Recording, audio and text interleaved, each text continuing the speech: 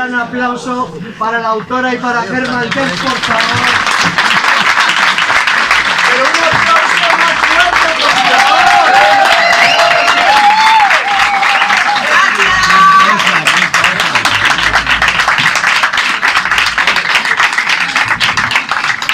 Muchas gracias. Nada, al revés. Bienvenidos a todos, muy buenas tardes. En este remanso de libertad, que es también la universidad, Francisco Marroquín, que es una de las pocas universidades en las cuales aún algunos nos podemos sentir a salvo, porque imagínense ustedes si esto lo montamos en alguna otra universidad, sería un incidente gravísimo de orden público. Eso está garantizado y dice mucho de lo que está pasando, no solo en España, está pasando en todo Occidente y está pasando en todos los países que llamamos libres y que han sido libres hasta ahora, por lo menos, y está pasando en las universidades de más renombre, que hay una serie de gente que no puede hablar y que se callan muchas voces. Acabo de escuchar que en Yale, en la Universidad de Yale, acaban de anunciar que hay una resolución de una serie de gente, vayan ustedes a saber quiénes son esa gente, que han decidido que la cultura occidental es demasiado blanca, demasiado europea, demasiado heterosexual y demasiado masculina. Y entonces, ¿qué hacemos con la cultura occidental? Pues la cultura occidental habrá que desecharla, que es un poquito, había una palabra que usaban los nazis para la cultura que no les gustaba, que es entartete Kunst. Eso es el arte degenerado. El arte degenerado. Bueno, pues ahora resulta que el arte occidental es un arte degenerado porque es un arte, pues eso, demasiado blanco, demasiado heterosexual, etcétera, etcétera, y tiene una serie de vicios de tradicionalismo absolutamente imperdonables. Entonces, como digo, las universidades se han convertido en un territorio peligroso. Los medios están prácticamente infumables, porque solo hay que ver medios que en su día tuvieron prestigio y tuvieron también vocación y ambición de tener unos niveles intelectuales, unos niveles de honradez sobre todo y de probidad intelectual. Son medios que se han derrumbado. La mayoría de ellos fabrican basura para buscar clics o no clics, o para intoxicar, o simplemente para comprar la próxima nómina al poder, comprarla, como hay periódicos que llevan tanto tiempo viviendo así. No voy a decir, por ejemplo, periódicos de Madrid, El País, por ejemplo. No voy a citar tampoco periódicos de Barcelona, La Vanguardia, por supuesto. La Vanguardia, que lleva viviendo de la Generalidad muchos años y que les pagan la plantilla para que fabriquen toda esa basura que después reparten gratuitamente por todas las esquinas para pretender que realmente venden periódicos. Nadie vende periódicos, se venden muy pocos periódicos y lo que se produce en ellos es lo que hay. El deterioro de los medios de comunicación no es un fenómeno español, por desgracia, aunque siempre vamos a la cabeza en estos deterioros. Los medios, solo ver lo que ha sido la Frankfurter Allgemeine en Alemania y lo que es ahora, que parece la hoja parroquial de Greta, es terrorífico. Y el New York Times o el Washington Post son dos periódicos de auténtico desecho en este momento, donde realmente se hace ideología y sobre todo fundamentalmente se hace campaña permanente de agitprop primitiva, de esa agitprop que acostumbrábamos a ver en los periódicos soviéticos, en los periódicos comunistas también en Occidente en las décadas remotas y pasadas. Es una pena por periódicos grandes, y es una pena porque la competencia después que se ha creado en las redes es, con muy pocas excepciones, del mismo nivel al que han caído ellos. Entonces, en ese ambiente cultural en el cual, sobre todo, hay un par de elementos en los cuales la izquierda, sin mensaje económico, porque todo ha sido una catástrofe, son 100 años de catástrofe, son 100 años de muertos, son 100 años de mentiras, de miseria, de crear invariablemente siempre pobreza allá donde ha tenido algo que decir. Se les ha agotado todo lo que es el mensaje económico, se les ha agotado el mensaje de la transformación de la lucha de clases, y han tenido que ir desarrollando a lo largo de los años. No nos vamos a extender mucho, pero todo esto tiene mucho que ver con la renovación por parte de la escuela de Frankfurt, del neomarxismo. Huyen de los nazis, se van a Estados Unidos, a las universidades en Estados Unidos, vuelven de las universidades de Estados Unidos a Alemania y a Francia, y entonces nos van fabricando esta especie de puré cultural, que es el puré cultural, que va a suplir en el centrismo cultural, va a suplir lo que es el asalto al Palacio de Invierno, que ya era inviable y ya no tenía articulaciones. Y en esa panoplia de mensajes para el asalto social, para el desmantelamiento, digamos, de los recursos de autodefensa de las naciones, de las democracias, hay unos cuantos elementos que son estrella, los elementos estrella. Y los elementos estrella son, entre ellos está por supuesto el que es la estrella hoy de la noche, con Cristina Seguí, que es el feminismo. El feminismo se ha ido transformando de ser un movimiento de reivindicación del sufragismo primero, y después desarrollándose para ir buscando, por supuesto, con muchísima justificación, el espacio que pertenece a la mitad de la población.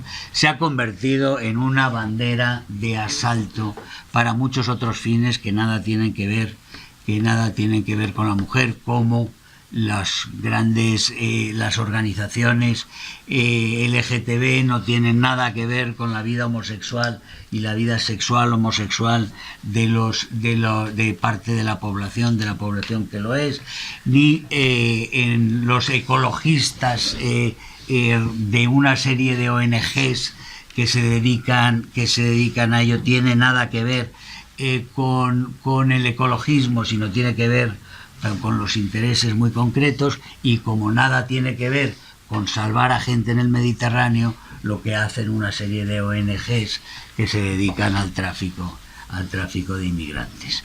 En ese sentido son las perversiones generales de una serie de fines, todos ellos muy loables, pero que detrás esconden otro tipo de funciones, que son funciones de agitación, funciones de movilización y funciones de coacción, fundamentalmente, y de vigilancia, para poder utilizar los recursos de la población, es decir, los impuestos, es decir, el erario público, ponerlo al servicio de unos mecanismos que controlen a la población y que la induzcan o la coaccionen a la obediencia a los objetivos de esos grupos que utilizan, que manipulan a estos organismos.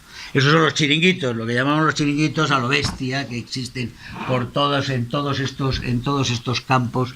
Existen miles y miles de chiringuitos de todo tipo de nombres, todo tipo de supuestas intenciones, y que devoran. Todos ellos tienen una cosa en común: se llaman ONGs, es decir, no gubernamentales, pero todas viven de los gobiernos locales, de los gobiernos regionales, de los gobiernos nacionales. Todos viven básicamente del erario público, es decir, todos viven de ustedes, que son los contribuyentes involuntarios a todas las aventuras ideológicas que se lanzan hoy en día por el mundo en nombre de la izquierda y para la coacción de la izquierda. Una buena noticia respecto en este panorama, que es francamente desolador. Es desolador, entre otras cosas, porque hay un argumento que lo agrava todo, y es que los gobiernos democráticos, que son en realidad todos ellos han ido desde el año 68 prácticamente, han ido entrando de una forma prácticamente general, y solo en última hora tenemos un par de excepciones. Han ido prácticamente todos los gobiernos occidentales entrando por esta senda ideológica de la socialdemocracia. Tenemos una situación en la cual hoy en día la Unión Europea, yo acabo de aterrizar de Bruselas, acabo de aterrizar de una sesión, de un plenario que había, un mini pleno que había ayer y hoy en el Parlamento Europeo, donde hemos votado, por ejemplo, una ley sobre la brecha salarial, que está basada básicamente en mentiras. Básicamente en mentiras. Pero se ha votado con una mayoría de 400 a 200 y pico. El PP, Partido Popular, ha votado como un solo hombre la ley de los socialistas, de Renew, es decir, de Ciudadanos, de los comunistas y de los verdes. Una ley han votado todos ellos lo mismo, todos con una disciplina, como si lo hubiera ordenado Irene Montero allí mismo, les hubiera ordenado a todos ellos portarse bien y dar el voto a esa ley que, como digo, es una ley básicamente mentirosa, basada sobre fundamentos o presupuestos erróneos, equivocados, científicos, en fin, que es una ley simplemente para contentar ideológicamente a cierta clientela y por parte de algunos para no desvincularse por miedo a las consecuencias políticas, no desvincularse, no bajarse de ese tren, de ese vagón en el que van y no saben a dónde, pero desde luego van en unos vagones de una locomotora que no es suya. Es una locomotora de la izquierda en la cual van montaditos todos aterrados y con miedo a bajarse de esa locomotora que les lleva en este momento a toda velocidad hacia ninguna parte. Leyes como esas, yo llevo 6 meses en ese Parlamento, yo conocía la política del Parlamento Europeo, conozco la deriva de la Unión Europea, yo llevo 35 años o 40 en el periodismo, no me debía sorprender nada en absoluto, y sin embargo se mete uno en el procedimiento de la cocina, de cómo se generan estas leyes que parten de la comisión, y desde luego se queda uno estupefacto porque ve uno en qué manos está. O sea, es como dicen aquello que decían de las salchichas que se comen, ¿no? O sea, mientras no sepas cómo se hacen, pues todavía son digeribles. En cuanto te enteras, pues malo. Con las leyes pasa en casi todas partes así, pero con las leyes europeas es una cosa tremenda. La fábrica de regulaciones, la fábrica de intervención que es la Unión Europea hoy en día, para que una serie de gente en una serie de camerinos sin que nadie sepa quiénes son, gente que no ha sido votada por nadie, gente a la cual no se le puede pedir explicaciones ni se les puede reclamar nada y a la cual no puedes quitar de su puesto porque no lo conoce siquiera, cómo van fabricando regulaciones y cómo van fabricando cuestiones que van una detrás de otra inexorablemente entrando en nuestras vidas y controlando nuestras vidas. Es una cosa perfectamente apabullante, también para mí, que llegué como puede llegar un periodista a los 60 años más o menos ya descreído a los sitios, y sin embargo, como digo, asusta. Entonces, en estos asuntos que son tan alarmantes, que son tan terroríficos, que tienen tanto efecto, tan gravísimo efecto sobre nuestras vidas, lo fundamental es que han cogido un ritmo, una fuerza, una velocidad de crucero en la entrada de controlarnos, regularnos y encima darnos alfalfa para que creamos que la cosa es buena y que estamos haciendo un bien a la humanidad, sacrificándonos nosotros con esos costos continuos que nos están pidiendo, recortando nuestras libertades, recortando, por supuesto, nuestros ingresos, porque nos lo quitan todo en aras de... todo esto en este campo, lo importante es que, aparte de alfalfa, que es lo que llaman información y lo que tal, que sepamos algo. Y para saber algo hay que crear esta especie de fisuras en el engranaje del bombardeo de noticias que nos dan todos ellos. Y para eso hace falta gente que tenga el coraje, porque se paga el precio por decir la verdad, se paga, el precio es alto, la mentira es gratis, como habrán visto todos ustedes, no hay que ser ávalos para saber que aquí se puede mentir 7 veces durante un día, dar 7 versiones diferentes sobre cuál ha sido el conchabeo con Delcy Rodríguez, una criminal, una asesina, narcotraficante, que se encuentra por la noche a la 1 de la mañana con el ministro, un ministro que va allí por un encargo. Se reúnen clandestinamente.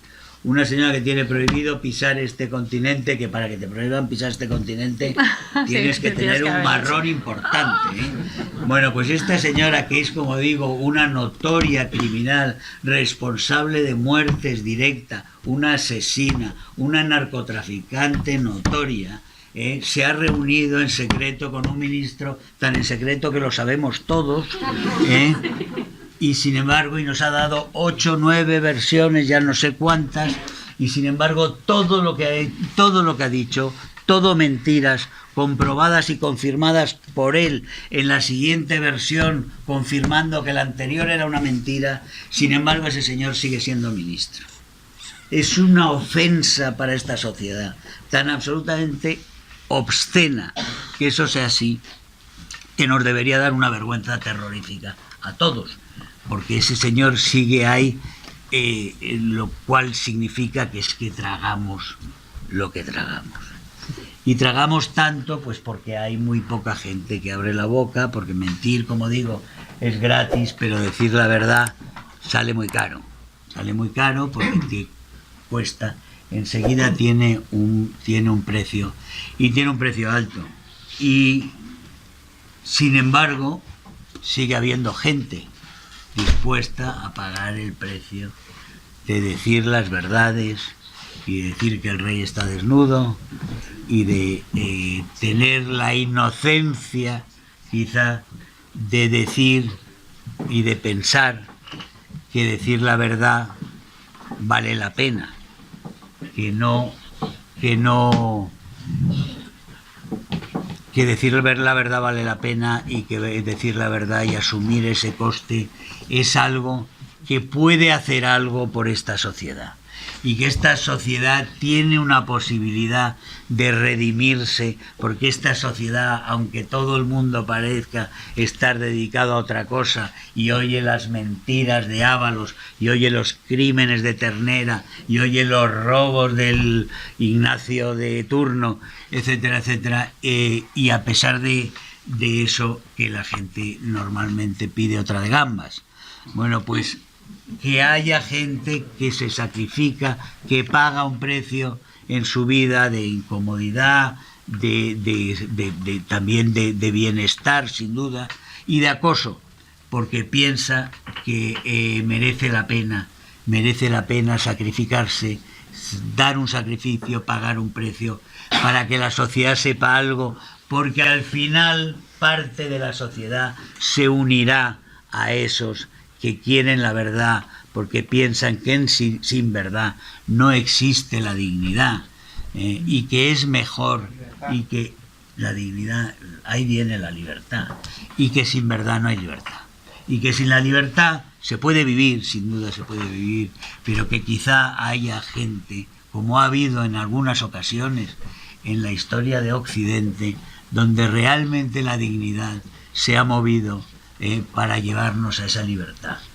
por la vocación de libertad. Yo siempre me acuerdo, tuve el lujo de vivir uno de esos momentos estelares de la humanidad, que diría Zweig, que fue el largo momento de los años 80, en los cuales, desde el momento en que Juan Pablo II va a Polonia y les dice a los polacos: no os resignéis, porque tenéis el mismo derecho a ser libres como los de enfrente, como los del otro lado.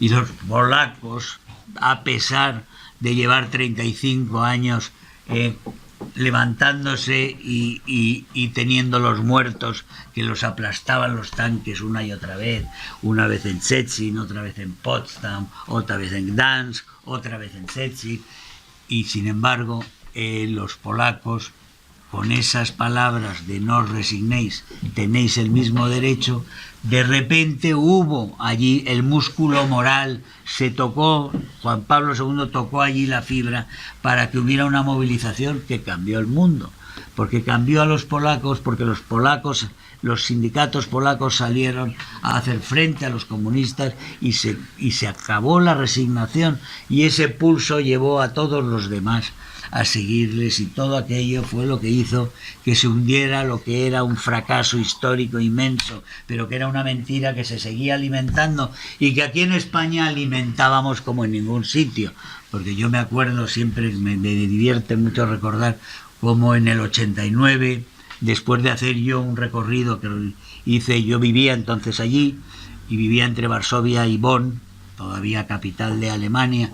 Y entonces hice un recorrido todo aquel verano, me lo pasé porque ya estaban, los alemanes orientales habían ido a ocupar, se estaban en Hungría, los que habían conseguido visado para veranear en Hungría, se habían ido a Hungría y decían que de allí ya no se movían.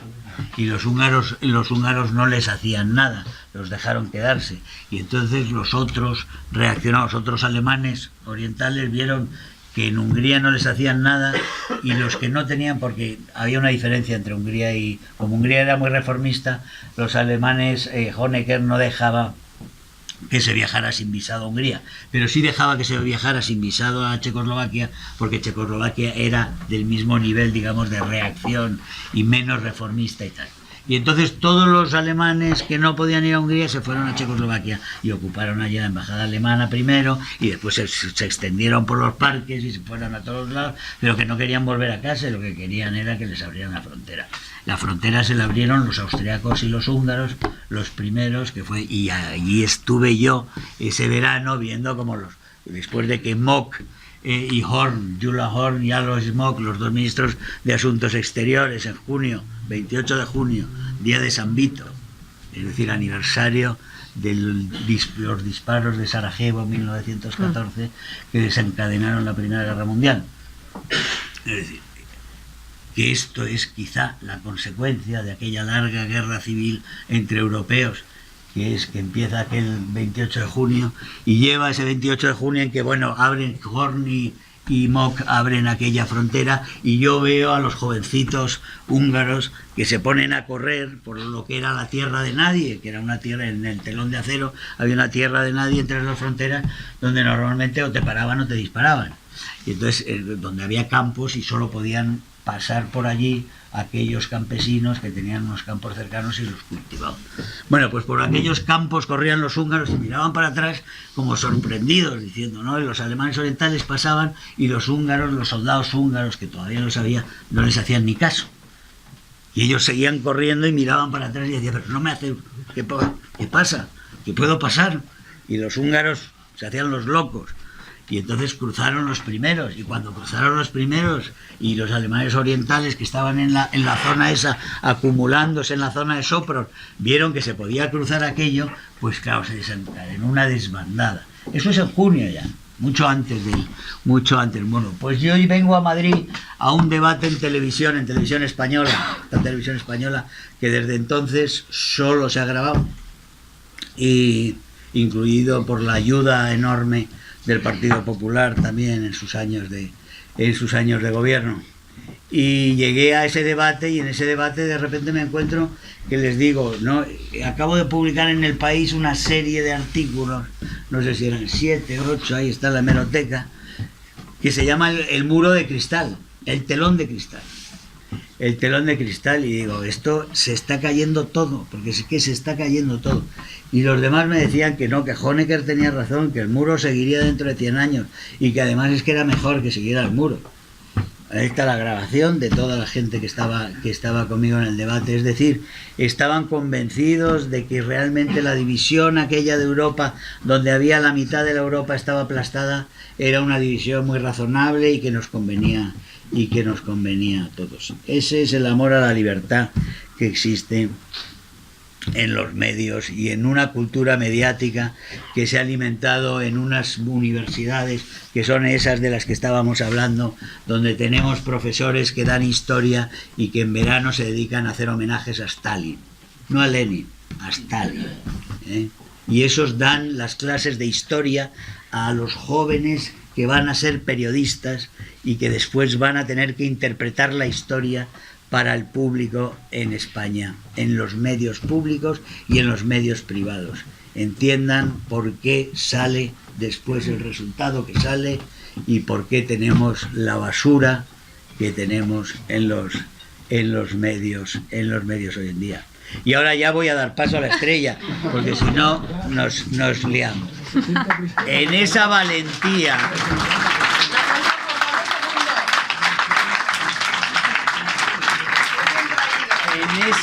En esa valentía que se desata para cambiar la historia, para romper con la mentira, esa mentira que parece no tener fisuras. Hay gente valiente que entra y rompe y salta, y le dan y le sacuden y le cortan un par de veces la cabeza en diversos sitios, etcétera, etcétera, pero vuelve a levantarse y vuelve a gritar y dice: oye, que eso no es así. ¿Cómo que no es así? Pero qué facha, no sé cuánto. Eso no es así. Entre ellos está esta señora.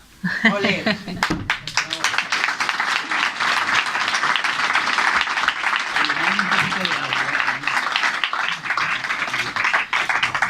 Bueno, espera un momento. Sí, que sí, sí, no sí, te he sí. presentado. ¿Tiene unas ganas de hablar? Y entre esas personas está con un mérito inmenso esta señora, que se bate con lo peorcito, con un aguante, con una cintura y con un talento enorme. Y la mantiene el amor a la verdad. Y siempre está ahí con ese amor a la verdad que dices, bueno, pero ¿cómo no se levanta y se va de tanto indeseable que tiene en su entorno? Bueno, pues ahí está, y está paciente, y se pega con quien haga falta por la verdad. Y este libro es tocar las narices con la verdad, porque es un libro que está escrito con mucha gracia, con muchos pasajes, con mucha gracia, pero es un libro muy serio. Es un libro muy serio que va desmenuzando realmente cómo se ha ido creando las mentiras, cuánta gente vive de las mentiras, cuánto ha podrido, cómo pudre a la gente este recurso a la mentira como forma de vida, porque viven de la mentira y entonces tienen que defender la mentira como si fuera su casa, su último reducto. Y son muy muy buenas las formas en que va trayéndonos la explicación. Yo tenía ahí una serie de cosas que no voy a contar por falta de tiempo, que traía apuntadas sobre el libro, cómo en el libro va presentando realmente lo que es todo el discurso obsceno, mentiroso que se ha montado y los negocios que hay detrás del informativo y detrás de las estructuras del llamado discurso feminista, pero que en general es el discurso general de la izquierda que tenemos hoy en día en España, en este caso, pero que viene, no es solo en España, por supuesto. Este feminacismo es el mismo, es el econazismo, son todas las formas ideológicas de represión de la libertad que han montado con estos artilugios. Yo solo voy a decir uno más, que es: yo esta mañana también he intervenido en el Parlamento Europeo para hablar del Green Deal, que es lo grande. Ahora ya todo es Green Deal, El Green Deal es lo que ahora nos va a vender la Unión Europea, pues como Mao Zedong vendía el gran salto adelante. No sé si se acuerdan los mayores. Es decir, aquello iba a ser la pera. Y como va a ser la pera, lo merece todo. Y eso son los mecanismos de la izquierda, que hay que romper huevos para conseguir una tortilla estupenda. Lo que pasa es que la tortilla siempre es podrida, la suya, y lo que han roto no son huevos, sino cabezas. Y en ese sentido son todos, es el proyecto de la mentira, como digo, es inmenso. El proyecto de la mentira viene con el ecologismo, en el que en cuanto tienes una crítica al Green Deal, que va a cerrar empresas, que va a hacer de todo, que va a hacer todo tipo de barbaridades, que se va a gastar 260.000 millones de euros de coste adicional anual para el Green Deal, que es la transformación ecológica de toda la industria y de todos los servicios de Europa. Eso quiere decir que en ese programa de esta comisión bajo Ursula von der Leyen, que nos vamos a gastar ese dinero adicional, además el que se lleva gastando la Unión Europea en sus transformaciones, para supuestamente transformar. Lo que vamos a hacer es controlar a todos, lo que vamos a hacer es cerrar empresas, porque las empresas las van a echar del mercado, porque les va a costar una emisión a los que hacen azulejos en España, los va a hundir y Castellón se va a ir al garete. Regiones de Castellón van a tener una situación desesperada porque no pueden pagar unas emisiones, porque si las pagan están fuera del mercado, mientras los brasileños, los chinos, los egipcios, los indios están haciendo los mismos azulejos con 200 veces mayores emisiones y los europeos no cambiarían nada. Es toda una cuestión ideológica que va a causar muchísimo dolor, muchísimo paro, muchísimo control y sobre todo muchísimo control y muchísima represión, porque hace falta mucha mentira para mantener esos proyectos. Entonces lo que hace falta es la necesidad de callar la boca a la gente que diga algo. Y el que diga algo malo contra el Green Deal ya se sabe lo que es: negacionista. Estás contra el cambio climático. No estás ni contra el cambio climático ni a favor del cambio climático. El cambio climático lo habrá o no lo habrá, las cosas es qué va a haber, qué se va a hacer. Bueno, el negacionismo, que es una palabra, es una vileza utilizarlo, porque el negacionismo viene de ser utilizado por aquellos que negaban un hecho gravísimo, el hecho más grave quizá en la historia de la humanidad, que es el Holocausto. El término negacionista solo se utilizaba para aquellos que negaban el Holocausto. Pues ahora han logrado toda esta patulea, han logrado utilizar el negacionismo para cualquier cosa, cualquiera que niegue, digamos, los dogmas de la izquierda. Y ahora se está utilizando para la cuestión del cambio climático con muchísima viveza. Como digo, el muro de las mentiras y la vocación de acallar a cualquiera que diga la verdad, como Cristina, es implacable, como lo ha sido en los peores tiempos de dictaduras realmente cerradas. Aquí tenemos en Alemania no hay opiniones ya divergentes en los medios de comunicación, no hay medio que se salga. Hay casos dramáticos, como el de Rolf Zifferle, que escribió el libro de Finis Germanie, que era un profesor absolutamente respetado, honrado, que publicaba, que tenía sus conferencias, que tenía sus cursos. En cuanto empezó a poner en duda la política de inmigración de Merkel, fue liquidado y llevado, lo fueron angustiando, acorralando y tal, y se suicidó hace año y medio, 2 años, en el 17 se suicidó. Después tenemos autores que han intentado decir una crítica y que les ha caído encima tal brutalidad de represión, y de represalia, que se han callado y que están mudos en este momento. De esos hay decenas, autores importantes, callados.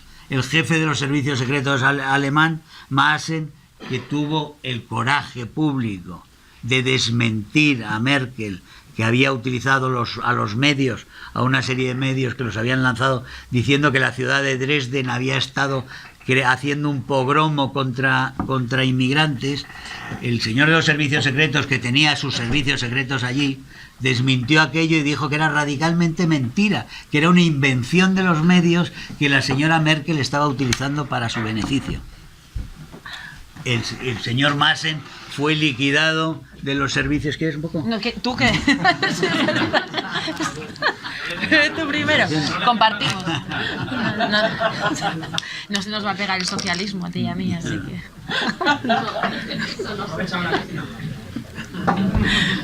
Y ahora dejo paso a Cristina. Maaßen fue callado, Cristina Seguino ha sido callada. El libro vale la pena, como digo, es un libro muy serio, con muchísima guasa, ¿eh? Y vale mucho la pena. Muy bien.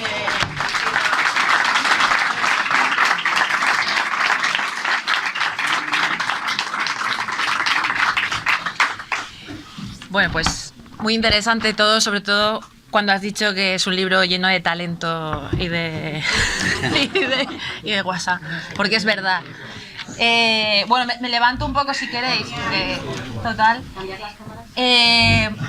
Bueno, lo primero, dar las gracias a la universidad, porque después de el trayecto que llevo durante los últimos días, de 5 sitios llamados y de ellos solamente 2 he logrado presentar, pero que sepáis que os doy, bueno, las gracias desde lo más profundo de mi corazón, porque sé que hay que ser valiente y hay que, bueno, básicamente para no tener miedo a las críticas, ¿no? Le doy las gracias a Germán. Hace un momento decía que sale muy caro hablar y decir la verdad. La verdad es que yo me siento muy afortunada.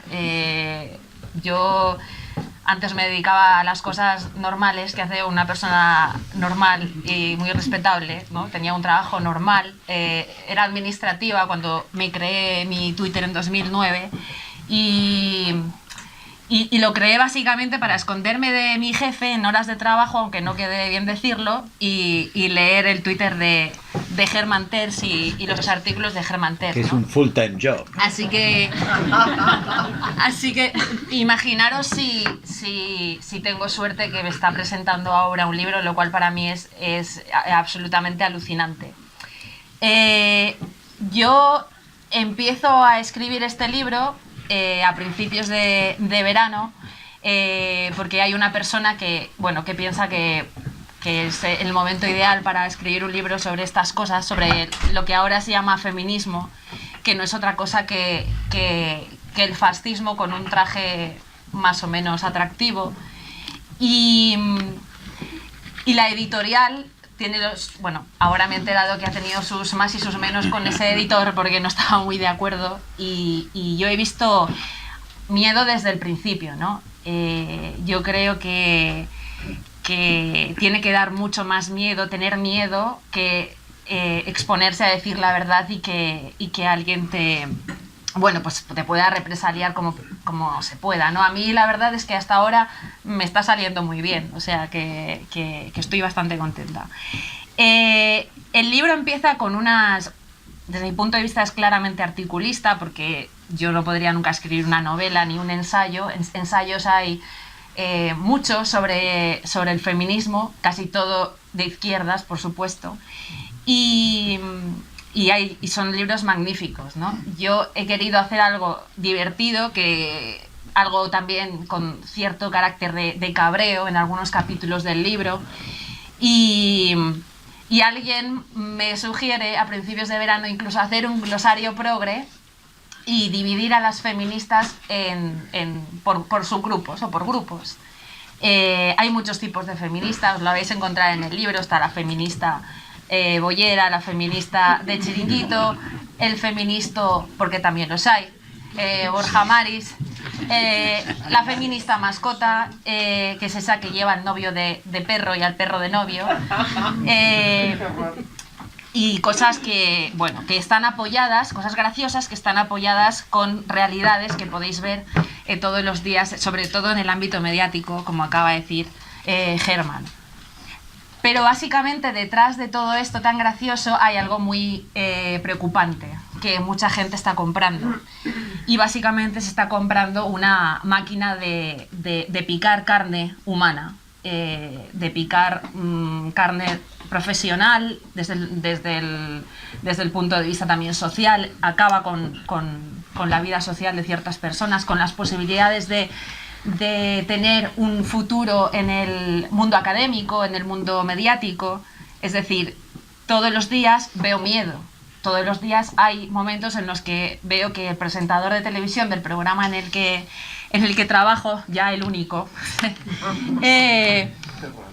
dice lo que piensa cuando es el momento de publicidad. Y esto a mí me da mucha pena. Sí, tienes toda la razón. No, te lo dice después. Oye, que sepas que yo voto a Vox. Y entonces dices, coño, haber votado antes, que era cuando estaba yo, ¿no? En fin. Esta máquina de picar carne no solamente se encarga de mascar al hombre y de acabar con su seguridad jurídica, con sus posibilidades de desarrollar su vida de una forma sana junto a una compañera, y de dejar de ver a sus hijos durante años por culpa de unas leyes y una ideología que incentiva las denuncias falsas y que incentiva que hayan hijos que dejen de ver a sus padres, ¿no? Lo hace con nosotras y básicamente lo que hace es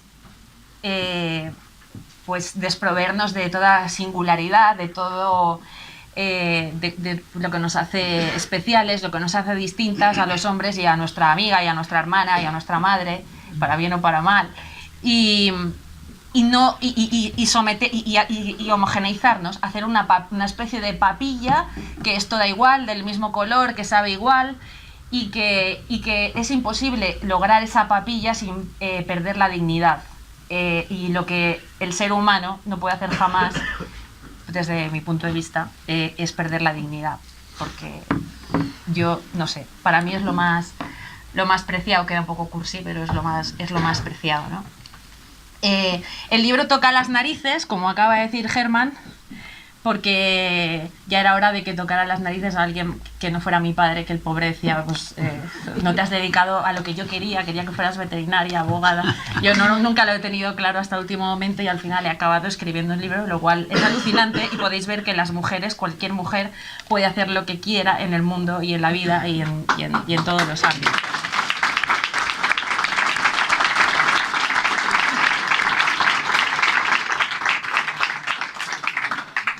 Os decía antes que el feminismo, el movimiento feminista, ahora es fascismo puro. El fascismo te obliga, es aquel movimiento que te obliga a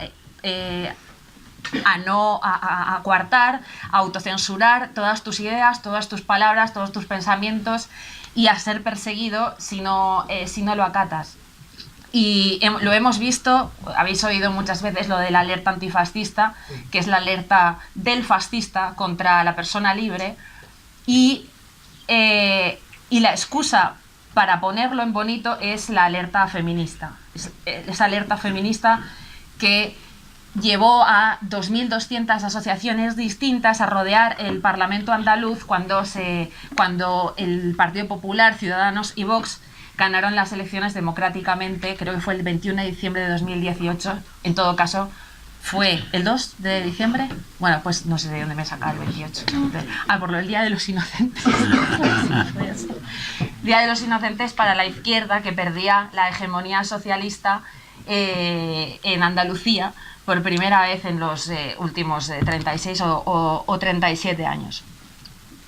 El feminismo logra la cabeza de mujeres en el ámbito profesional. A mí, en los últimos 5 años, me han despedido de 3 trabajos distintos o de 3 medios distintos. Los 3 han sido auspiciados por mujeres. Lo que pasa es que yo era fascista, con lo cual, pues ya sabemos que entonces no es una agresión contra una mujer, porque cuando uno es fascista es una cucaracha, no dejas de ser humano, con lo cual uno ya puede acabar contigo y tal. Lo que pasa es que yo siempre he pensado que he tenido más suerte que ellas, porque hay gente como vosotros que de vez en cuando me paráis en algunos sitios y me decís, qué valiente, y digo, joder, pues es la leche, ¿no? Porque me lo paso bien y no me he convertido en Adriana Lastra, lo cual también tiene que tener muy contento a mi padre, que ahora mismo no veo, pero que seguro que está de acuerdo conmigo, ¿no? Los medios de comunicación son absolutamente esenciales. Es verdad que tú te sientas en una mesa y te encuentras con ese tipo de feministas que os he comentado antes, con el feminista de barba y culo peludo que te dice yo soy feminista desde que nací. Y entonces tú dices, es un tío que tiene barba, perdona tú que te veo que piensas, y le salen pelos de las orejas y entonces dices, pues claro, es irrebatible, porque como os he dicho, tú eres fascista, ¿no? Aunque seas una mujer. La feminista lesbiana, que como no eres lesbiana, pues también eres fascista y eres machista. Y luego está perdonad si hay algún homosexual, porque hablamos de homosexuales que pertenecen al colectivo LGTBI y luego no son homosexuales sino LGTBIs, son el producto del laboratorio socialista que se ha generado, y te dicen que ellos son más mujeres que tú, porque Carmen Montón, en su día, la ministra de Sanidad, llegó a prometerles el milagro de la concepción, diciendo en un manual que repartieron en la sanidad valenciana que ya no se podía decir mujeres embarazadas, sino que se tenía que decir personas preñadas. Este tipo de situaciones que os parecen graciosas, son graciosas, pero son reales y son las que recoge el libro también. Recoge un capítulo o un argumento que se me ocurrió una vez, sin ser psicóloga ni nada parecido, cuando una vez haciendo una investigación cortita para un artículo de opinión, en el que me di cuenta que las mujeres con las que yo me siento a veces, Elisa Beni, Cristina Fallarás y algunas presentadoras de televisión, de las cuales alguna también me ha despedido, pues te dicen o alucinan porque no eres feminista, y tú dices en los platos que no eres feminista, y dicen que Vox es muy machista y que los diputados de Vox son muy machistas, y etcétera, etcétera, ¿no? Y paradójicamente son mujeres que luego defienden a Gonzalo Boye, un secuestrador condenado por secuestrar a Emiliano Roilla en su momento, a Otegi, un terrorista condenado e inhabilitado, y te dicen que son ciudadanos, que son políticos, que son hombres de paz, y que son, una vez una de ellas en publicidad le llamó osito. No te metas con Boye, que va a entrar en un dúplex, es mi amigo, es como un osito para mí. Y entonces, y son mujeres feministas que dicen que hay una alerta de terrorismo machista, que hay un machismo estructural por todas partes, pero que sin embargo van contra la prisión permanente revisable, contra el endurecimiento de penas, contra violadores y maltratadores, etcétera, etcétera. Y estas mujeres, según la OMS, porque la OMS recoge esta enfermedad, no recoge lo del machismo, por cierto, recoge lo de la hibristofilia. Y la hibristofilia, que es una palabra que nunca se me ha olvidado, es como un verso griego que me enseñó una amiga una vez, es alucinante, nunca se me ha olvidado hibristofilia, lo cual, pues explica que hay mujeres, sobre todo son mujeres, que sienten una inclinación irrefrenable y carnal y sentimental por el criminal, por el malote, por el magrebí de Manadas, por Boye, por Otegi, y por todos los asesinos y maltratadores de mujeres a los cuales hay que reinsertar.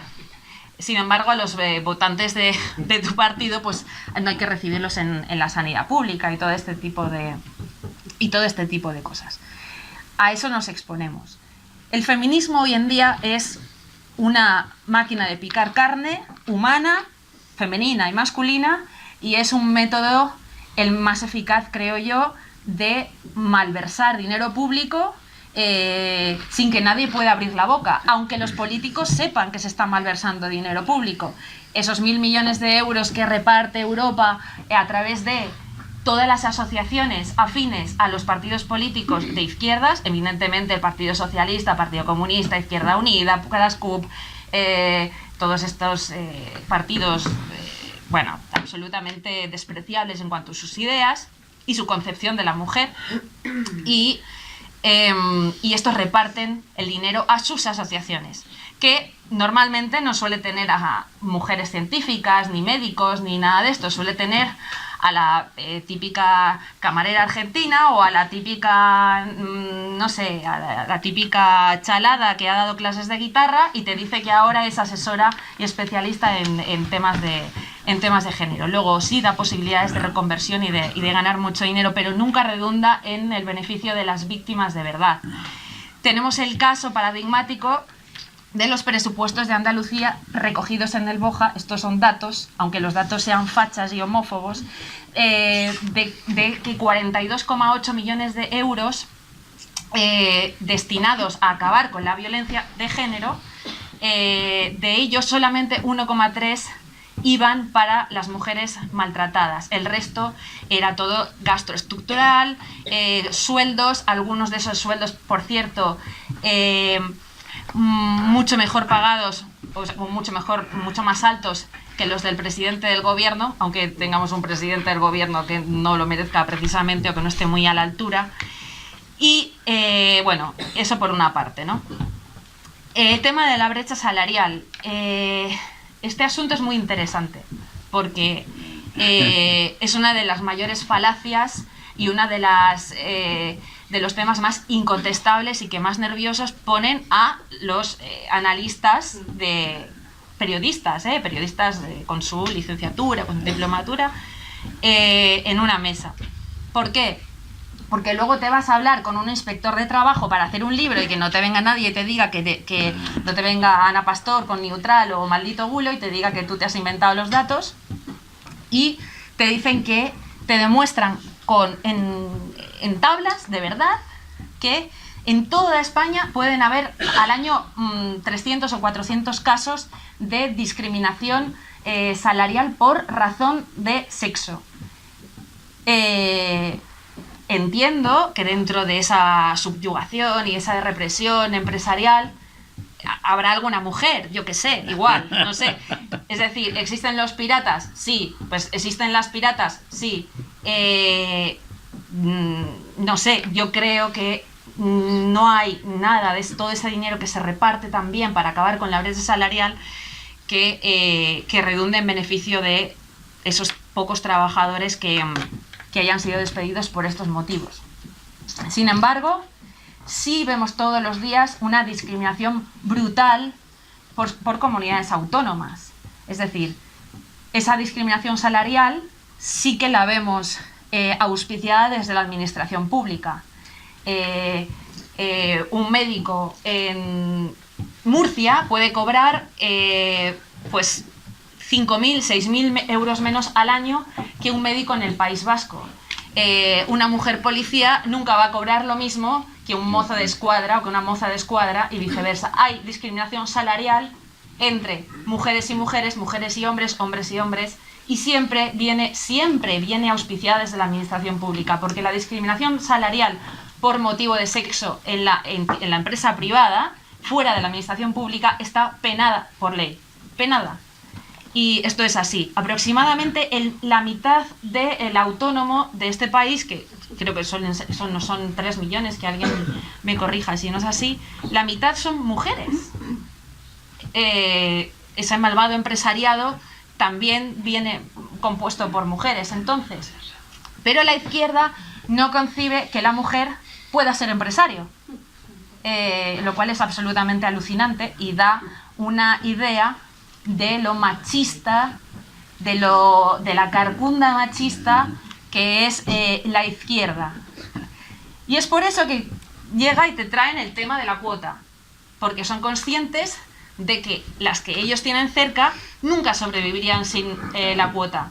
Tenemos muchísimos casos, tenemos el caso de Irene Montero, la mujer del vicepresidente del gobierno, que trabajó en los supermercados Saturn, y que esa es su experiencia laboral después de medrar durante unos años en la administración pública a base de decir chorradas y a base de auspiciar sus políticas totalitarias, ¿no? Ese es el mérito. Esas mujeres que te dicen que hay que imponer la cuota ya no en el Congreso y en las listas cremallera de los partidos, sino que las empresas que corren absolutamente con los riesgos laborales, todos los riesgos laborales y todos los riesgos que corre un empresario o una empresaria, tienen que meter el 50% de hombres y mujeres, aunque la mujer no quiera ni de coña ser picador de trabajar con el martillo hidráulico en la obra. Bueno, pues yo nunca he visto una paridad. Ahí siempre es el tío el que está picando el asfalto, ¿no? Tampoco hay reivindicaciones feministas en esto. Lo digo porque una vez saliendo del médico, un día en verano el pasado, me vino la idea, digo, ostras, estos tíos en julio están absolutamente machacados y aquí no hay feministas, ¿no? Ni feministas. Estas mujeres dicen que tienen que haber cuota, pero cuando les dices que están por la cuota, te meten una demanda. Lo cual también es otra gran paradoja. Hay un capítulo muy interesante que yo escribo junto a Tania Evans, que es una psicóloga que hay aquí, que tampoco veo ahora, pero que es una tía estupenda y una tía que también me ha ayudado mucho a argumentar apropiadamente esta idea que yo en principio creía que era locada, pero muy divertida, de la hibristofilia y los trastornos psicosexuales que tienen estas mujeres, porque hay muchas mujeres que realmente están trastornadas, pero están ellos algunas veces, pero fijaros si no, Monedero y todos estos que están ahí todos los días, que también son feministas, por cierto, o sea que igual no es casualidad. Entonces ella lo trata también de una forma muy divertida y muy amena en un libro fantástico, acaba de venir para que recordároslo, y que, bueno, pues básicamente que le da mucha consistencia al libro. De ahí también hablamos de un programa que durante estos días, a consecuencia del PIN parental, ha salido a la luz, que es aquel programa de Escolae en Navarra, en el que enfermos, que sí que son enfermos, quieren obligar a los padres a que sus hijos de 6 años tengan que aprender a masturbarse en talleres llevados por auténticos psicópatas. Los habrán heterosexuales y homosexuales, pero son psicópatas, en todo caso. Y yo como madre pues no lo permitiría nunca, así que bueno. Ahí se habla también de ese programa y del interés y de la agenda socialista en cargarse a la familia. A la familia, ya no os hablo de la familia de hombre, mujer, niño, perro. Os hablo de que pueda existir cualquier relación sana de amor, de afecto y de dependencia o de apoyo del uno del otro en lo más íntimo, en el contrato más íntimo que pueda haber, que es en el seno de tu propia casa. El modelo de familia ahora, en un ejercicio obsceno y explícitamente anunciado de ingeniería social, es el de acabar con la heterosexualidad, de criminalizar al heterosexual, de incardinar la criminalidad en el heterosexual, mujer y hombre, como en el hombre que naturalmente es machista, y de hacer que la mujer se sienta fracasada y culpabilizada por el hecho de querer ser madre, ¿no? Este tipo de de barbaridades son las que se están auspiciando. Y luego, para terminar, porque me gustaría que preguntaras, si queréis, si no se ha agotado mucho, es el asunto de cómo se utiliza este movimiento para acabar con la mujer o eliminar a la mujer divergente no socialista.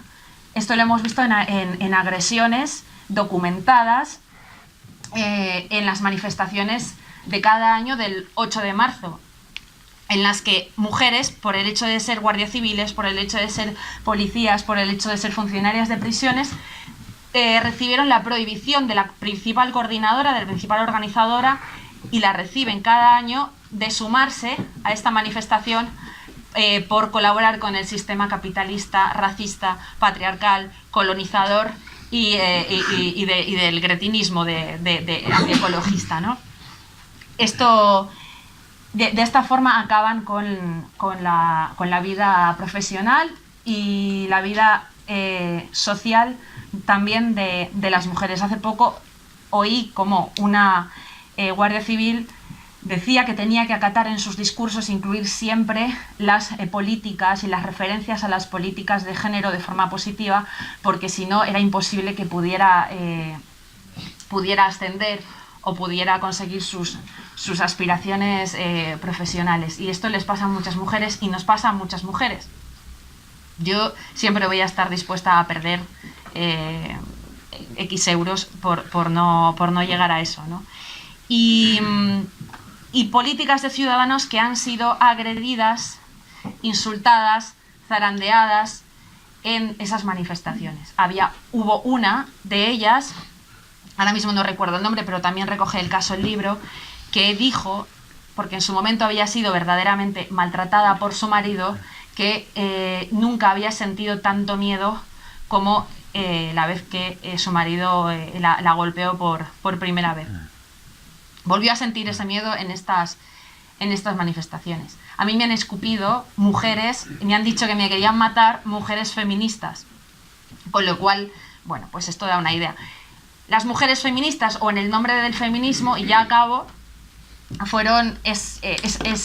son esas mujeres o ese movimiento que ha hecho que en toda Zaragoza yo no pudiera encontrar un solo hotel en toda Zaragoza, ni pequeño, no lo pedía de 5 estrellas, lo prometo, que quisiera albergar la presentación de mi libro, que tan exitosamente salió gracias a la colaboración de mi amigo valiente, patriota y estupendo, que es don Diego Miranda, y Miguel Ángel Franco, que hace un momento estaba aquí y sigue aquí, me voy a mirar porque no le gusta acaparar miradas, es tímido.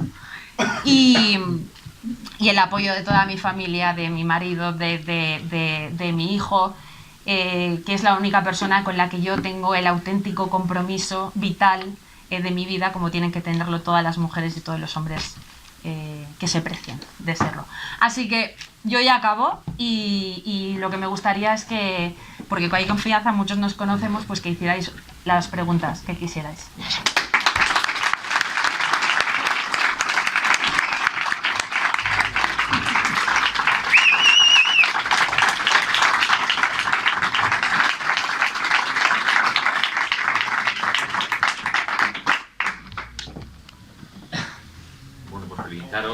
A los dos y a todos los presentes que estáis aquí, que estamos en un acto casi de resistencia. Y sí, estoy felicitando a los ponentes y a todos los que estáis aquí. Y os quería preguntar, partiendo de lo que habéis dicho, que yo creo que todos lo compartimos y ha estado expuesto de forma muy brillante y todos lo conocemos, sobre el mundo de la justicia, que es uno de los mundos en los que se ha plasmado ya bastante, pero se va a plasmar todavía más en la agenda del gobierno, que claramente va a atacar la libertad ideológica de la educación, va a atacar la justicia y su independencia, y va a atacar, pues quizá, la capacidad de reacción, por ejemplo, del ejército, ya, pero eso no nos trae hoy aquí. La justicia, que es un mundo al que yo me he dedicado, pues como juez en Navarra, por ejemplo, de la que habéis hablado, se podría hablar muchísimo, y en el que me he dedicado al mundo de la universidad, y en el que he visto muy, muy de cerca todo lo que habéis dicho.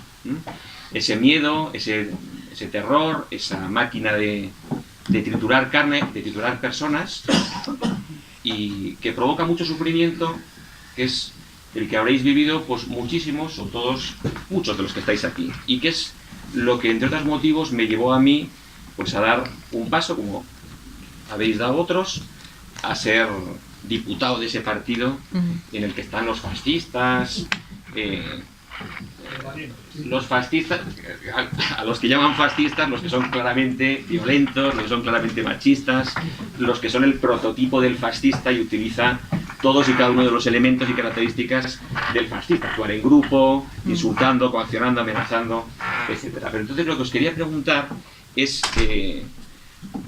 la hoja de ruta del gobierno actual, que conocemos, que en parte es marxismo cultural, que se ha descrito muy bien, y en parte es pues solemnizar lo obvio o la estupidez, pero que va a suponer un ataque mucho más grave de lo que parece al propio Estado de Derecho, a la propia nación también, porque está muy relacionado, pero al Estado de Derecho, a las garantías, a los derechos fundamentales. Ya lo ha supuesto, y muchos lo sabéis, pero ahora con la regulación que nos anuncia Irene Montero del sí es sí, que es una obviedad, o sea que dos personas no tienen una relación sexual si las dos no quieren, es de tal obviedad, pero lo que se quiere con eso, al fin y al cabo, es aniquilar, perseguir al juez, por ejemplo, que se tome mínimamente en serio las alegaciones de un proceso y la prueba de ese proceso. Cosa que yo he visto muy de cerca con compañeros que conozco muy bien, sí.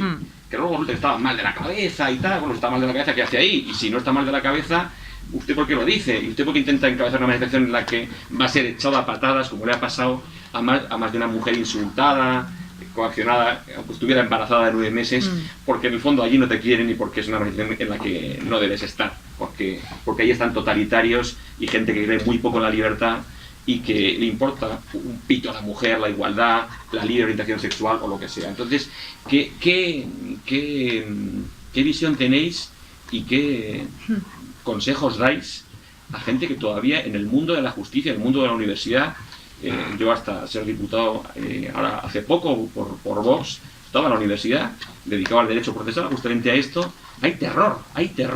Esto que dices que el perito te dice fuera de... y va a haber un ataque muy claro. El otro día me reunía con una asociación de jueces que expresaban también ese terror. No puedo quizá explicar mucho más, pero que expresaban ese miedo sistémico a que se vaya a por ellos, al juez, que se tome en serio mínimamente. Tienen motivos. Por tanto, ¿cómo veis este tema? Y por lo demás, mucho ánimo a todos, porque en el fondo este es uno de los temas que ha congregado a mucha gente también. Es decir, que en el que se ha plasmado más claramente el divorcio absoluto que había entre la realidad, lo obvio, el sentido común, los hechos, los datos, que son muy fascistas. En el Parlamento, el gracioso oficial de Podemos el otro día se marchaba del Parlamento mientras yo intervenía porque no aguantan un debate de 1 minuto sobre hechos, sobre estadísticas, sobre preguntas concretas. Aguantan el mantra, se basan en el mantra. Entonces, ¿qué creéis que se puede hacer en el mundo de la justicia respecto a lo que ya ha sido muy injusto y que se ha sufrido por mucha gente, y que es lo que ha llevado quizá a que mucha gente, aunque no comparta gran parte de los principios de ese partido, que es Vox, lo vote, porque partido que hable mínimamente claro de este tema, que es un tema muy grave y muy nazi, lo van a apoyar, porque ha triturado mucha carne. ¿Vas tú?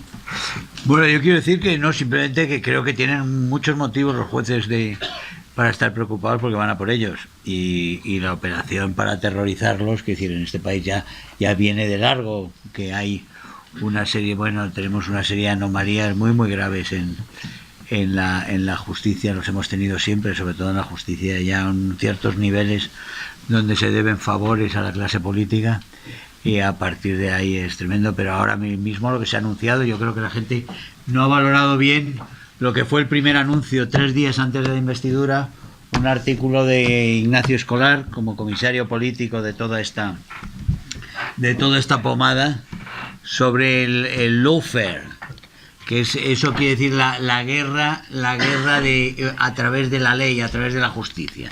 Entonces, ese concepto que introducen es vamos a hacer una política progresista, pero nos quieren sabotear los jueces. ¿Por qué nos quieren sabotear los jueces? Porque hay una serie de leyes que son incómodas para nuestra política progresista. Es decir, vamos a hacer una política en contra de las leyes. O sea, porque nos vamos a saltar las leyes, y las leyes nos importan 3 pepinos. Entonces, como queremos hacer una política contra la cual hay una serie de leyes, entre otras, sobre todo la Constitución. La Constitución. La ley, por eso, como hay una serie de leyes que nos impiden hacer nuestra política progresista, que son, ante todo, las que la Constitución y todos sus artículos, pues nosotros queremos advertir a los jueces que no nos vengan a tocar las narices con la Constitución, porque nosotros les podemos tocar las narices a los jueces, porque los consideramos, como vengan así, los vamos a considerar nuestros enemigos. Entonces los jueces que se palpen la ropa, la toga, que se palpen la toga, porque si no se manchan con nosotros, los vamos a tener, bueno, van a estar enfrente, y nosotros podemos hacer la vida imposible a los jueces. Y ese es el mensaje que soltó Escolar 3 días antes de la investidura, y que es exactamente el mensaje de poner en la fiscalía a la señora que es decir, la señora Dolores, a Lola, poner a Lola ahí, que viene a ser poner a Garzón, a Baltasar Garzón, es decir, poner al prevaricador que tenemos de enlace hacia todas las mafias de Latinoamérica, todas ellas, con los carteles detrás, o sea, los partidos, todos los partidos izquierdistas más los partidos filoterroristas, que tienen todos detrás a los carteles de los narcos. Todos los que tienen algún problema tienen de defensor allí al señor Baltasar Garzón. Bueno, pues el señor Baltasar Garzón es hoy en día prácticamente nuestro fiscal general, porque es Lola, ha sido nuestro ministro de Justicia en gran parte en estos meses, pero vamos, sin el poder que ahora van a desarrollar entre todos ellos para hacer lo que quieren. Y lo que quieren es destruir la nación, quieren destruir la familia también, pero eso es un proyecto ideológico a más largo plazo. Pero quiero decir, la destrucción de la nación es una cosa inmediata. ¿Qué se lo puede impedir? Las leyes. ¿Quién defiende las leyes? Los jueces. Pues tengan los jueces claro que nosotros tenemos cosas para asustar a los jueces, y los vamos a asustar. El miedo es el factor fundamental en todo esto. El miedo el miedo a todos aquellos sectores de la sociedad que puedan hacerles a ellos cierta oposición real, y que puedan, es decir, y a la gente intentan callarla, pues primero con los métodos más simples, que es llamarlos fascistas. Es decir, yo siempre llevo muchos años diciendo que en este país, para ser libre, tienes que perder el miedo a que te llamen fascista. Deja que te llamen fascista con tranquilidad, porque como tengas miedo a que te llamen fascista, no haces nada en tu vida. No haces nada, porque es la forma de callar que tienen 30 años llevan con franquismo y fascismo como formas de impedir que se digan verdades y que se opine de otra forma que no es la opinión de ellos. Son mecanismos muy, muy eficaces. Y es el miedo. El miedo es lo que nos atenaza. El miedo es lo que les facilita el campo y les da libertad para el atropello. Es el miedo. Yo te diría rápidamente que, bueno, vamos a ver, todos hemos oído a señoras como Lola Delgado, antes de que fuera fiscal general del Estado, cuando era ministra de Justicia, decir que había que moldear la mentalidad de los jueces. Luego, aquí los eufemismos hay que explicar muy claramente lo que son cuando los dicen, y no esperar a que esto vaya calando y se vaya difundiendo. Y ahí es cuando tiene que haber un asociacionismo, y digo asociacionismo porque odio la palabra colectivo o colectivismo, pero sí una unión de jueces, igual que la tiene que haber de periodistas, que van a ser los dos colectivos o grupos más perseguidos, y de salir a leer manifiestos, a contestar a los políticos cuando hablan y dicen este tipo de barbaridades, que no son otra cosa que decir explícitamente que se tiene que acabar con la independencia judicial y lograr que cada uno de los que tenemos que entrar alguna vez en algún juzgado tengamos miedo a que nos reconozcan. Y esto sucede ya con la ley de 2004, la ley integral contra la violencia de género, que es manifiestamente anticonstitucional, que invierte la carga de la prueba, que propugna la asimetría penal, todo este tipo de barbaridades contra las que yo creo que en ese momento los jueces no hicieron lo suficiente. Los jueces no hicieron lo suficiente y en este momento para mí tampoco lo están haciendo. Cuando fue linchado el juez que emitió el voto particular, con el que en los medios de comunicación, y yo estuve sentada en muchos de esos programas, se dedicaba a decir que era un hombre con problemas psiquiátricos, a perseguir a su familia, a seguirle, a que ese hombre tuviera que llevar un juez como lo ha tenido que llevar el juez de Arena. Impecable. Exacto. Y son siempre votos y opiniones razonadas jurídicamente y no dogmáticamente, ¿no? Y eso es lo que se tiene que hacer, porque como caigan los jueces, pues cae el individuo. Y es muy parecido a lo que está sucediendo en el periodismo. Es decir, ahora el periodismo sectario, el periodismo eminentemente de izquierdas, se ve amenazado por un movimiento de personas libres que no tienen quizá una titulación o que sí que la tienen, y que se van a tener que asociar y poner a la izquierda frente a su espejo. Pues eso es lo que va a tener que hacer básicamente la judicatura. No permitir que haya una asociación de jueces que se llame Jueces para la Democracia, porque el resto de los jueces, si no son de izquierdas, no son democráticos, ¿no? Con respecto a los jueces, No se oye. con respecto de los jueces, quería hacer una puntualización. Hace 3 años, bueno, llevamos en tratos con la Comisión Europea, nuestra asociación. Hace 3 años tuvimos una reunión allí, tuvimos una reunión en la Comisión Europea y nos dieron, con respecto de la Ley de Violencia de Género, nos dieron 5 vías posibles para poder derogar esta ley. Bueno, pues había una serie de vías. Una de ellas era, que nos pareció la más rápida, era que algún juez español presentara una cuestión de judicialidad.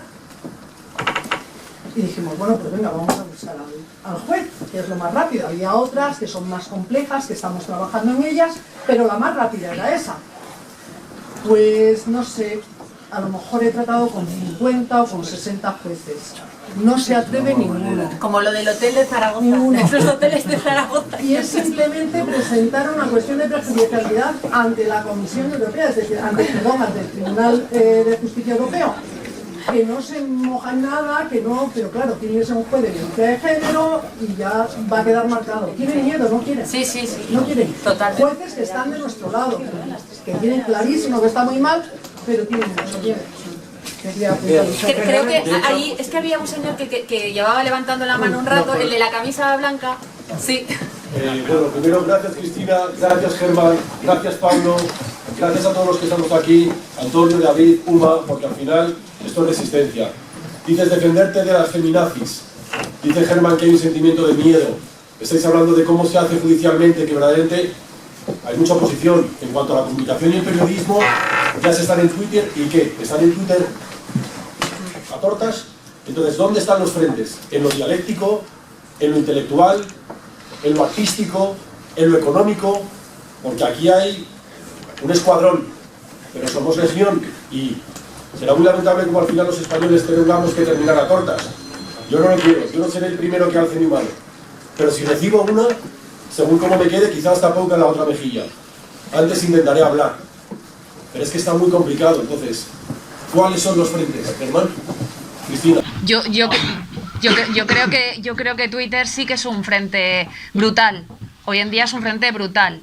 Y tanto es así que estamos viendo cómo Neutral y Maldito Bulo han sido contratados por Facebook para decidir cuál es la verdad, cuál es la moral, para acabar y tumbar páginas enteras de Facebook, para cerrar durante un mes y durante el tiempo que sea necesario. Y a mí me ha ocurrido mi perfil de Twitter, y eso solo es porque la verdad o el canal no es en absoluto insignificante, ¿no? Hoy en día todos los medios de comunicación trabajan sobre cómo ha hablado el político a través de Twitter, y ya no se necesita la televisión ni se necesitan los digitales para hablar de las cosas. Es decir, en sí mismo un perfil de Twitter puede ser un periódico digital en sí mismo. Yo soy producto de Twitter totalmente, desde el principio hasta hoy, y eso es un frente frente de organización brutal. Yo lo que sí que creo que vamos a ver ahora es una organización a nivel cívico, a nivel social, sin parangón. Yo sí que lo creo, pero bueno. Cristina, perdona. Sí. Ay, perdona. Es que, Es apuntar solo una cosa, gracias Emmanuel, de los frentes y todo. Yo creo que es lo que ha hecho la izquierda, la lucha está en la calle, hay que ir a la calle. Cuando ha habido manifestaciones o algo, no hay nadie. Yo creo que habría que unirse todos, ir, yo que sé, como fue con lo de las bicis en Madrid, todos los jueves a las 8 en Cibeles. Al principio a lo mejor seremos 4, a la siguiente 40. Igual que el colectivo LGTBI, la primera que hicieron hace 20 o 30 años, no sé cuándo eran 4, y ahora hay pues toda la cabalgata.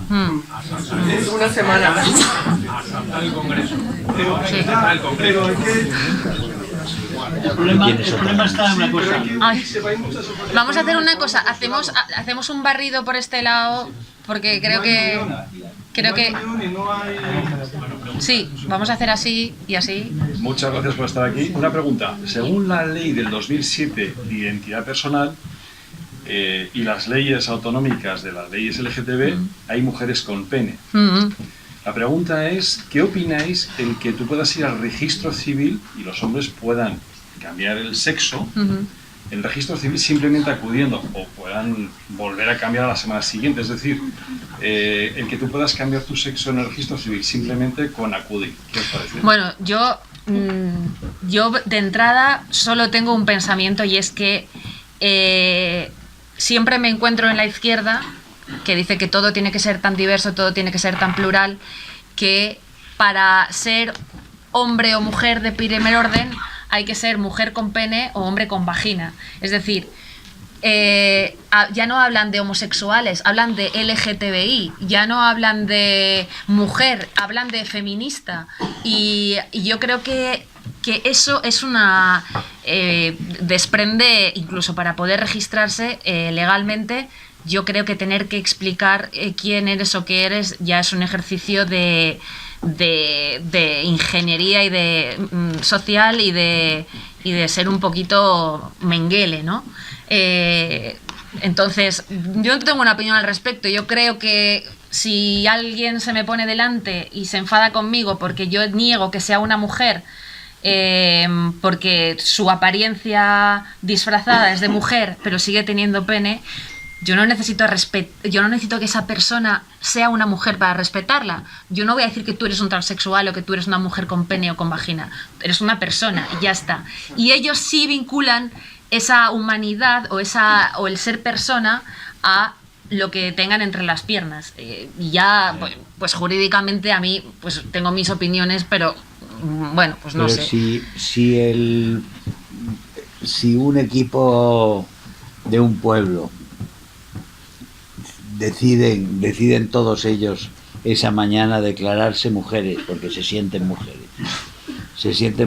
y entonces se meten en la Liga Nacional de Mujeres Femenina. Está pasando con el rugby en Australia, sí, y con el atletismo. Y está pasando con el atletismo, está pasando con muchas cosas. Se mete todo el equipo del pueblo en la Liga Nacional de Fútbol Femenino y lo gana todo. Y lo gana todo. ¿Cómo lo arreglamos? No les sienta nada bien, eso está claro. Yo quería recuperar el tema que han planteado pues Pablo, este chico de ahí atrás, él también, este chico que estoy totalmente de acuerdo con él. Y en la línea de, pues de la persecución, que ya es totalmente real, yo te puedo decir, yo soy empresaria.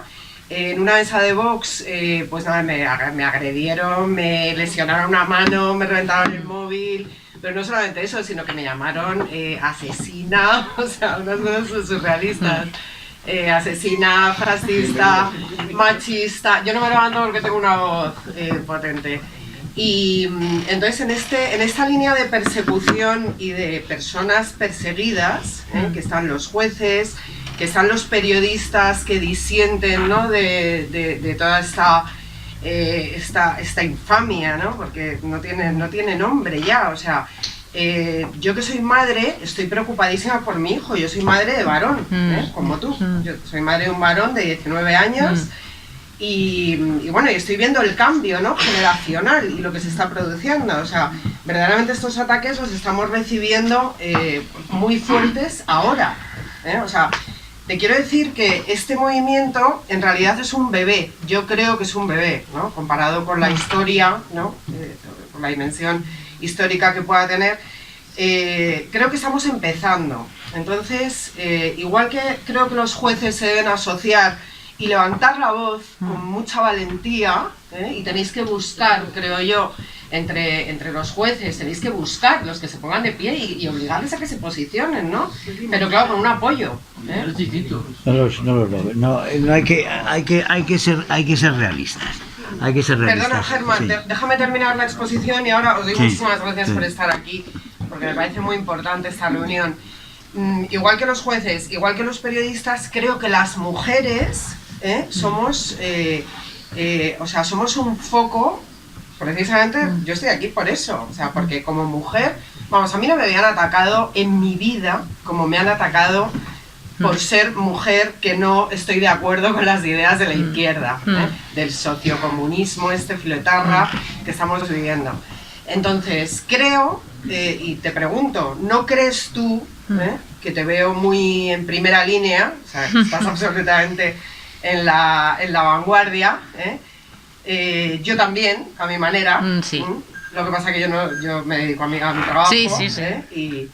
Pero vamos, yo estoy en vanguardia también. ¿No crees que ha llegado el momento de que las mujeres empecemos a liderar un movimiento anti-hembrista? Porque yo me niego a llamarlas feministas. Fíjate, yo he escrito un libro, Manual para defenderte de una feminazi, así que, fíjate. Efectivamente, ¿no crees que ha llegado el momento? Yo lo que creo es que, si bien es cierto que... Pero hacerlo, o sea, oficialmente. No, yo oficialmente te digo. Yo creo que la labor principal es de los padres de crear una coraza y un sustrato crítico y de valentía y de cultura en nuestros hijos, hombres y mujeres, para que sepan a qué se van a enfrentar, porque el propio colegio de tu hijo no va a tener más remedio que decirle lo contrario a lo que tú les estás diciendo. Entonces yo creo que la primera labor es esa. Luego es cierto que sí que muchas de nosotros nos pueden perseguir, pero yo creo que nos dan mucho más de lo que nos quita. Yo creo que tú tienes la oportunidad de estar vinculada a un partido político donde ves realizadas tus ideas y tus valores más profundos. Yo de llevar a término los míos y de poder presentar un libro.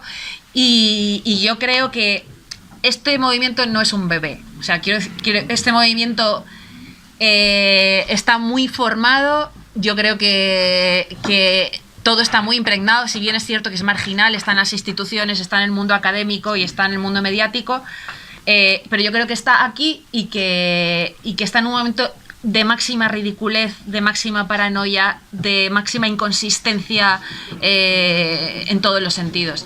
Y yo creo que es muy fácil tumbarlo, pero es cierto que tiene que haber, ahora mismo hay un partido político que se atreve, y eso es muy importante, y de hecho la representación que tiene es justo, y yo creo que sobre todo por el tema del feminismo y otras cosas. Sí, pero no ya como partido político, sino yo digo como mujeres. Sí. O sea, las mujeres empezar como mujeres vamos a tener que trabajar con los hombres como hemos trabajado toda la vida y como hemos hecho cooperando toda la vida. Es decir, yo no quiero hacerlo con otras mujeres, yo quiero hacerlo pues con hombres vale. Sí. Realmente no es que era nuevo.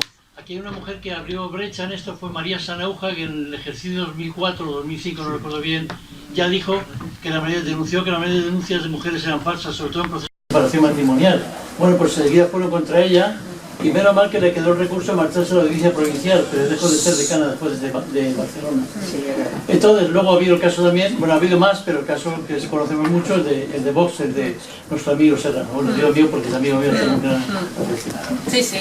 Entonces, habéis sabido una cosa que ha venido, más o menos ha venido a esbozar, sería poder recuperar, o sea, ir recaudando, visitando jueces por España, empezando por Madrid, y diciendo, mire usted, si usted se le presenta un manifiesto, lo firman, y como no seamos 100 jueces, por lo menos, como no sean ustedes 100 o 200, se pone un número, se guarda en secreto. Esto es completamente secreto su firma, para que solamente esa persona se vea respaldada por un monto grande de jueces, porque si no es imposible. Lo que habéis dicho, uno solo no se atreve. Lo que le pasó a Serrano, lo que pasó a María Sanca y algunos más por ahí que la van a pasar en Las asociaciones de jueces... Vamos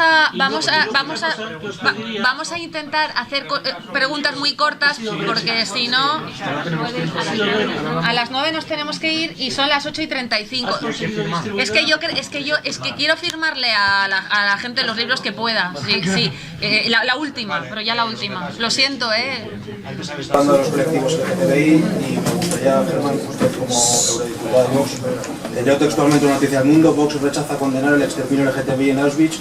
Usted, como gran conocedor de la historia, sobre todo de esa época concreta, me gustaría que si podía explicar si a los homosexuales se les perseguía durante el nazismo y qué opina de esta decisión. Es que no me creo eso. No, es que no, eso se tergiversa. El Mundo, sí, pero... Pero es que en el mundo escribe cualquiera. Y luego también usted es gran defensor del PIN parental en Murcia, para que los padres tengan la libertad suficiente como para decidir si sus hijos pueden recibir ciertas clases. Si también estaría a favor de que los padres pudieran decidir en Andalucía para el próximo curso si los hijos pueden recibir unas clases de cursos como por ejemplo de caza o tauromaquia. Pero es que eso no se hace. No, pero el año que viene se ha aprobado, Ciudadanos y PP denunciado para que... Si están fuera del asunto curricular, sí. Pero usted cree que los padres pueden aplicar también el PIN parental para... Yo creo que los padres tienen básicamente... Como para irte de excursión básicamente tienes que firmar derecho, que tienen básicamente derecho a decidir la educación. Aunque sea tauromaquia... Claro. Sí, claro que sí, hombre. Rápido. Una cosa breve. Yo sigo en redes, bueno, os seguí hasta hace unos días, simplemente. Habéis conseguido llevar al Congreso un mensaje que creo que tiene fuerza moral. ¿No creéis que también sería hora de empezar a liderar las formas? Es decir, el mensaje de fondo es bueno, pero muchas veces se pierde con las formas. Permanentemente confrontación entre personas. ¿Por qué no simplemente atacar a las ideas, dejar de atacarse entre personas y ser también el primer líder, el primer grupo líder en tener formas educadas, correctas, perder los exabruptos, empezando por las redes? Yo le leo a ustedes todos los días y hay veces que a las 6:30 me levanto y a las 7 menos cuarto estoy cabreado. Pero no por nada, sino por las formas.